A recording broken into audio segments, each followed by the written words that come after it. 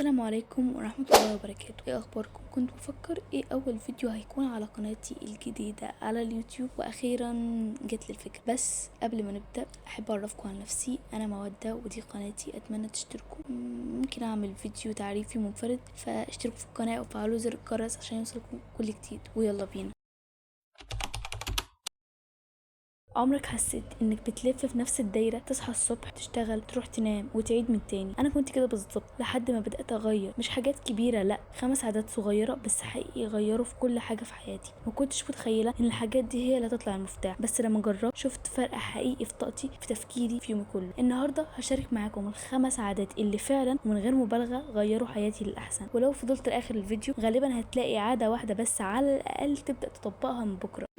العادة الأولى: اصحى بدري. خليني أبدأ بأكتر حاجة أثرت فيا، وهي إنك تصحى بدري شوية. أنا مش بقولك تصحى الساعة 4 الصبح، لا، مع إني كنت بصحى كده أيام الاختبارات، كانت أيام صعبة، بس حتى ساعة قبل ميعادك العادي. يعني لو أنت مثلا بتصحى الساعة 8 اصحى الساعة 7، لو بتصحى الساعة 9 اصحى الساعة 8، فتصحى ساعة بدري عن ميعاد. الصبح بدري ده لو عشت التجربة تكتشف إن الدنيا ليها شكل تاني خالص. أنا جربت أصحى بدري، في البداية كان صعب عليا جدا، كنت بقول لسه نوم مش كفاية. مع الوقت حسيت بحاجة غريبة، هدوء عميق، وقت لنفسي قبل ما الدنيا تتلخبط. كنت بقعد مع نفسي، مش قدام الموبايل ولا التلفزيون، بس كده كنت ساكته بفكر في يومي، في هدفي، في نفسي. حتى لو كنت بس قاعده في البلكونه اشوف الشارع وابص على السماء، ده بيكفي. الموضوع مش بس انك تصحى بدري، ده صحيان لحظه من حياتك تقدر تتحكم فيها بدل ما تخلي الظروف هي اللي تتحكم فيك. انصحك تبدا بحاجه صغيره، صح نص ساعه بدري، جرب يوم واحد، بعدين 2، وهتلاقي نفسك بتحس بفرق، بعدين هتتعود.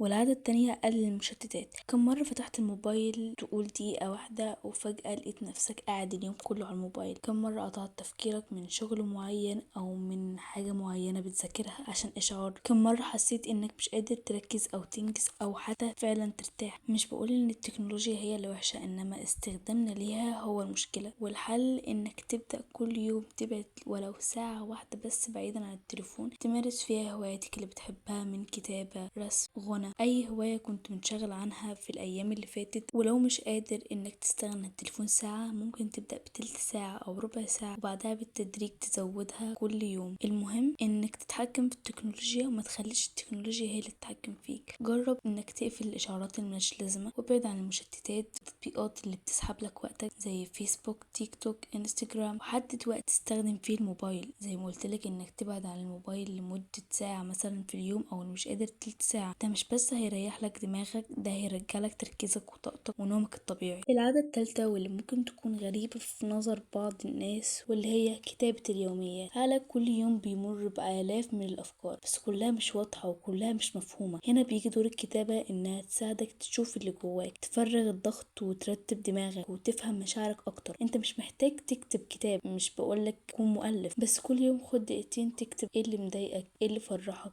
ايه اللي انت ممتن ليه في يومك عامة. بعد شوية هتلاقي نفسك بتفهم انت بتفكر ازاي، وبتاخد قرارات اهدى وبطريقة احسن من الاول واكتر وعيا. باختصار، قبل ما تنام حاول تكتب اي حاجة مفرحاك او مزعلاك، حتى ولو كلمة بسيطة. العادة الرابعة وهي التأمل. انا لما كان حد يقول لي اتأملي كنت استغرب واضحك واقول ازاي اضيع وقتي في اني ابص بس في حاجة، ما اعملش اي حاجة وان انا ابص في الحاجة دي بس. لكن اكتشفت بجد ان من اكتر حاجات اللي غيرتني من جوه هي التأمل. انا كنت طول الوقت مشغولة حتى وانا مش بعمل حاجة، دماغي شغالة، تفكير في اللي حصل، قلق من اللي لسه هيحصل، لوم على اللي ما عملتهوش، مقارنة، توتر، صوت داخلي بيرن كل ثانية. كنت فاكرة ان ده طبيعي وان الحياة كده، لحد ما بدأت اسمع عن التأمل. في الاول كنت بضحك واقول يعني ايه اهدى، ازاي يعني اقعد ساكتة ومفيش حاجة بتحصل؟ بس لما جربت حقيقي اتغير كل حاجة. التأمل بالنسبة لي مبقاش لحظة بس بسكت فيها دماغي، بس لحظة برجع فيها لنفسي، بهدى، باخد نفس عميق، افتكر اني انسانة مش ماكينة. كل توتر، كل مقارنة، كل خوف بياكل من روحنا. لكن لما بتاخدي لنفسك مثلا في التأمل 5 دقايق كل يوم، تقعدي في هدوء وتحاولي تسكتي دماغك شوية، تحسي ان نور بسيط كده دخل جواك. انا شخصيا التأمل علمني اسمع صوتي الداخلي، مش صوت الناس ولا توقعاتهم. خلاني اعرف انا حاسة بايه، محتاجة ايه، وتعبانة من ايه. بقينا بنجري ورا كل حاجة، بننسى نفسنا. والتأمل علمني انك مش لازم تعمل كل حاجة طول الوقت. ساعات اجمل حاجة بتعمليها انك بتعمليش حاجة خالص وتسيبي الدنيا تهدى جواكي. حتى لو مش بتعرفي تقعدي ساكتة، جربي تبدأي بحاجة بسيطة. اقعد لوحدك في هدوء واقفل عنك كل الصوت، واسأل نفسك سؤال واحد: انا حاسة بايه دلوقتي؟ وهتتفاجئ ان كنت محتاج تسأل السؤال ده من زمان. والعادة الخامسة هي قول لا. مش كل طلب لازم ترد عليه بحاضر، في حاجات بتستاهل كلمة لا واضحة حتى لو اللي قدامك ضايق. كنت في فترة ان اي حد بيقول لي اي حاجة لازم اقول له حاضر عشان ما يزعلش، بس اكتشفت ان ده اكبر غلط، وان انا باجي على نفسي كتير جدا عشان ما ازعلش اللي قدامي. لكن في حاجات فعلا بتستاهل ان احنا نقول لا. اللي مش بيحط حدود بيتاكل من جواه على المدى الطويل. قول لا دي مش وقاحة، دي طريقة تحافظ بيها على نفسك، لان الموافقة على كل حاجة بتخلي الشخص تحت ضغط على طول. طلبات زيادة، مجاملات ملهاش لازمة، الشغل مش من اختصاصه، النتيجة وقت ضايع، طاقة مستهلكة، ومفيش تقدير. كلمة لا توفر مجهود كبير، بتحط حدود، تخلي اللي قدامك يعرف ان مش كل حاجة هتمشي لمجرد ان هو طلب. اللي يزعل من لا مشكلته مش في الكلمة، مشكلته انه متعود ياخد من غير ما يحسب. الموضوع بسيط، الحاجة مش مناسبة، الجواب لا.